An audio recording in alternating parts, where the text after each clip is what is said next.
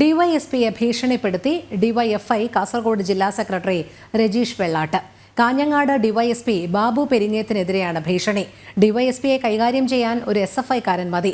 യൂണിഫോമും തൊപ്പിയും മാറ്റി കാഞ്ഞങ്ങാട് അങ്ങാടിയിൽ ഇറങ്ങണം. ബാബു പെരിങ്ങേത്തിനെതിരെ സർക്കാർ നടപടി സ്വീകരിക്കണം. തീവ്രവാദ ഗ്രൂപ്പുകളിൽ നിന്ന് ചക്കാത്തു വാങ്ങിയാണ് ഡിവൈഎസ്പിയുടെ പ്രവർത്തനമെന്നും ഡിവൈഎഫ്ഐ നേതാവ് പറഞ്ഞു.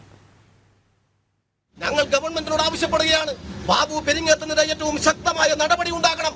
ഇത്തരത്തിലുള്ള കുലംകുത്തികളെ, ഇത്തരത്തിലുള്ള ജീർണമായ പുഴുക്കുത്തുകളെ കേരള പോലീസ് സേനയുടെ ഭാഗമായി ഉണ്ടാകാൻ വേണ്ടി പാടില്ല.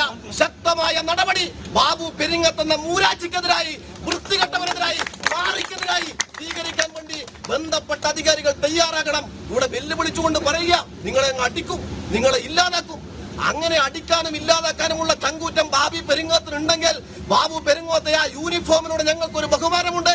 ആ യൂണിഫോമും തൊപ്പിയും മാറ്റി കാഞ്ഞങ്ങാട്ട് തെരുവിലിറങ്ങി ബാബു പെരിങ്ങോത്ത്, ഇന്നലെ നീ അടിച്ച SFIയുടെ പ്രവർത്തകരിൽ ഒരാൾ മതി നിന്നെ നേരിടാൻ. അതിനു മാത്രമൊന്നും വലിയ ഇരയല്ല നീ എന്ന് തിരിച്ചറിയണം.